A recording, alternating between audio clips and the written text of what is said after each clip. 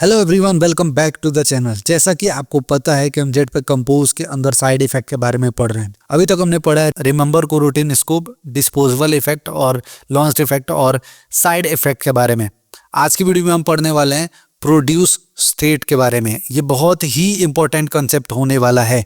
जैसा कि यहाँ पे लिखा हुआ है convert non compose state into compose state. Okay, ये बात ध्यान रखना। ओके, इसको ये पूरे सेंटेंस को मैं क्या करता हूँ एक्सप्लेन करूंगा इस पूरे वीडियो में। ओके, तो बहुत ध्यान से ये वीडियो देखना, एक भी पार्ट स्किप मत करना। चैनल पे नए तो चैनल को सब्सक्राइब कर लेना और वीडियो पसंद आए तो लाइक करना। कोई भी डाउट होता है तो डिस्कॉर्ड का लिंक नीचे पड़ा हुआ है या फिर कमेंट सेक्शन आपके लिए है ही, तो दोनों जगह आप पूछ सकते हो। चलो स्टार्ट करते हैं। तो अभी तक आपने अगर कंपोज पे काम किया है तो आपको पता ही होगा कि बहुत सारी चीज़ों के लिए अपने को स्टेट का रेफरेंस मिलता है, जिसके थ्रू हम किसी भी कंपोनेंट का स्टेट ट्रैक कर सकते हैं, राइट। लेकिन बहुत बार ऐसा होता है कि हमारे खुद के लॉजिक होते हैं और उसका हमको स्टेट ट्रैक करना होता है कि जब भी वो लॉजिक परफॉर्म हो रहा है तो वो कौन से स्टेट में जा रहा है। ओके, फॉर एग्जांपल मान लो कि अपने को एक इमेज लोड करना है, तो यहाँ पे एक कंपोजेबल फंक्शन मैंने बना लिया है इमेज लोडिंग का, और इसको पहले मैं आपको समझा देता हूँ, उसके बाद से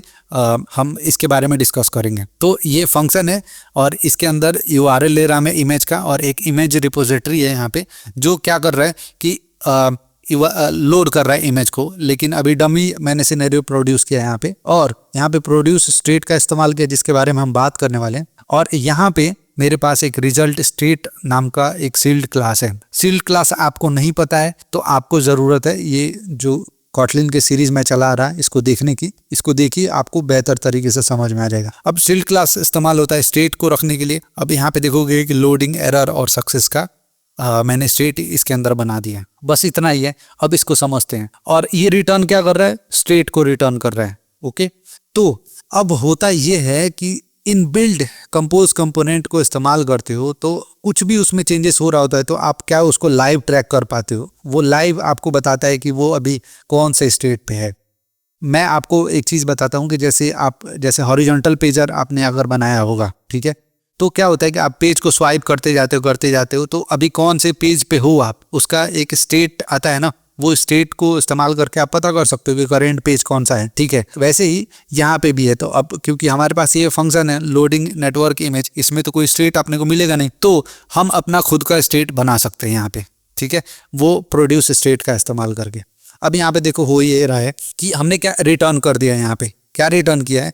ये जो रिटर्न टाइप है, ठीक है। और ये देखो प्रोड्यूस स्टेट हमने लगाया, ये कंपोज का मटेरियल है, ठीक है, और ये बाय डिफॉल्ट मिलता है, अपने को कुछ करने की जरूरत नहीं है। आप लिखोगे प्रोड्यूस स्टेट। अब ये टाइप मांग रहे हैं, ठीक है, कि भाई जो रिटर्न टाइप है, ठीक है, वो तुम मेरे को बताओ। तो हमने क्या बोला कि भाई तुमको स्टेट को रिटर्न करना है और क्या इमेज लोड हो रहा है ना, उसका स्टेट तुमको बताना है। लेकिन जो इनिशियल स्टेज है, जब ये फंक्शन कॉल हो रहा है तो क्या होगा, लोडिंग स्टेट पे रहोगे तुम, और ये रहा तुम्हारे URL और ये इमेज रेपोजिटरी, बराबर ना। अब उसके बाद से हम इसके अंदर खेल सकते हैं, ठीक है। तो हमने क्या किया कि इनिशियल स्टेज तो इसको बता दिया। अब जब कभी भी ये फंक्शन कॉल होगा तो क्या इनिशियल स्टेज क्या मिलेगा, आप क्या ऑब्जर्व करोगे कि अभी ये लोड हो रहा है, बराबर ना। लोड होने के बाद से अब ये क्या करेगा कि सर्वर पे जाएगा और इमेज को लोड करेगा और वहाँ से इमेज लेके आएगा और ये वेरिएबल को दे देगा। देने के बाद से अब मैंने यहाँ पे चेक लगा दिया कि if image equals to null, अगर नल है तो क्या एरर रिटर्न कर दो यहाँ से। ठीक है, रिटर्न क्या कर रहा है, ये रिजल्ट रिटर्न कर रहा है, रिजल्ट में क्या एरर रिटर्न कर रहा है।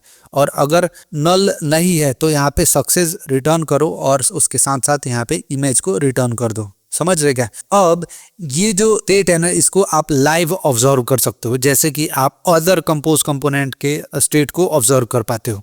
ठीक है, तो ये है सब कुछ स्टेट के बारे में। एक बार और मैं आपको समझा देता हूँ कि ये प्रोड्यूस स्टेट क्या करता है कि हमारे खुद के स्टेट को डिफाइन करने के लिए यूज़ किया जाता है।